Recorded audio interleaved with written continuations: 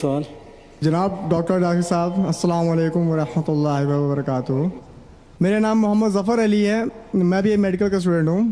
میرا کوشچن یہ ہے کہ آپ نے کہا کہ اگر کسی غیر مسلم بھائی کو اگر ہم دعوت دیتے ہیں تو پیار اور محبت اور صبر سے کریں، ہم کوئی بھی چیز اگر ان کو کہیں تو یہ بتایا، ہم نے ایک بار ایسی بات ہوئی تھی شرک کے بارے میں کہ بت پرستی اور یہ سب چیز کے بارے میں، تو انہوں نے ہم سے ایک سوال کر دیا کہ کعبہ شریف بھی ایک پتھر سے بنا ہوا ہے تو ہم لوگ سجدہ اسی کی طرف کرتے ہیں، تو کیا یہ اس کے بارے میں ہمیں ان کو کیا جواب دوں؟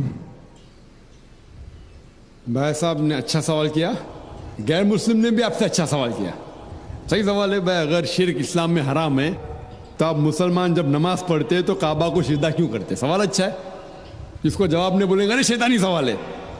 تو اگر ہم پوچھیں گے بھائی کیوں یہ غلط ہے اسلام میں، جواب نہیں پتا ہے تو لوگ بولیں گے شیطانی سوال ہے۔ سوال تو بھائی صحیح سوال ہے میرے حساب سے، اور یہ سارے سوالوں کا جواب آپ اگر ویب سائٹ پہ جائیں گے IRF.in میں، عام سوال ہے، کوئی نیا سوال نہیں میرے لیے، عام سوال ہے۔ اس کا جواب یہ ہے کہ کوئی بھی مسلمان کعبہ کی عبادت نہیں کرتا۔ کعبہ ہمارے لیے قبلہ ہے، دشا ہے، ایک ڈائریکشن ہے۔ ہم مسلمان ہم یکسانیت میں مانتے ہیں، کانگریگیشن میں مانتے ہیں۔ مثال کے طور پہ اگر ہمیں یہاں نماز پڑھنا ہے تو کوئی شخص کہے گا کہ پورب کی طرف دیکھو، کوئی کہے گا پشچم کی طرف، کوئی کہے گا ساؤتھ، کوئی نارتھ، کوئی ایسٹ، کوئی ویسٹ، کس طرف ہم دیکھیں؟ تو اللہ تعالیٰ فرماتے ہیں سورہ بقرہ میں، جہاں بھی آپ ہے کعبہ کی طرف دیکھ کے نماز پڑھو۔ کعبہ ایک دشا ہے، ہمارے لیے قبلہ ہے۔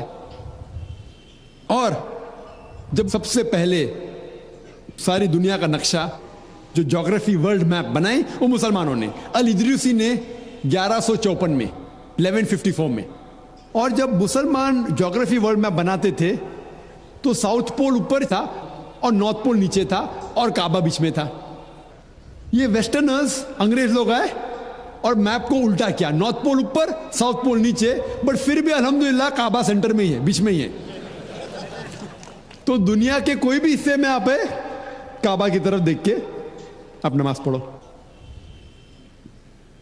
ہم جب مکہ جاتے ہیں عمرہ کے لیے یا حج کے لیے تو ہم کعبہ کے گول طواف کرتے ہیں، کعبہ کے گول طواف کرتے، سرکمامبولیٹ کیوں کرتے؟ کیونکہ اللہ کا حکم ہے، اللہ کے رسول کا حکم ہے، کرتے ہیں۔ لیکن لاجیکلی سوچ سکتے ہیں کہ ہر دائرے کا، ہر سرکل کا ایک ہی سینٹر ہے، ایک ہی بیچ کا ایسا سینٹر ایک ہے۔ تو ہم جب طواف کرتے ہیں، گرد گھومتے ہیں، یہ تسلیم کر رہے ہیں کہ اللہ ایک ہے، اسی لیے ہم طواف کرتے ہیں۔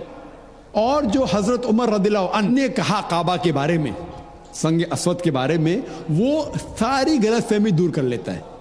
حضرت عمر رضی اللہ عنہ کہتے ہیں، صحیح بخاری میں ذکر ہے، والیوم نمبر 2 کتاب الحج چیپٹر نمبر 56 حدیث نمبر 675 میں حضرت عمر فرماتے ہیں رضی اللہ عنہ کہ یہ سنگ اسود، یہ کالا پتھر، نہ میرے لیے کوئی اچھا کام کر سکتا ہے نہ برا، نہ میرے لیے برا ہے نہ میرے لیے اچھا ہے، کیونکہ میرے رسول نے اس کو چوما، اس لیے میں چوم رہا ہوں، نہیں تو یہ کالا پتھر نہ میرے لیے کوئی بھلائی کر سکتا ہے نہ برائی کر سکتا ہے۔ یہ الفاظ دوسرے خلیفہ حضرت عمر رضی اللہ عنہ کہ کافی ہے انسانیت کو بتانے کے لیے کہ ہم کعبہ کو نہیں پوچھتے۔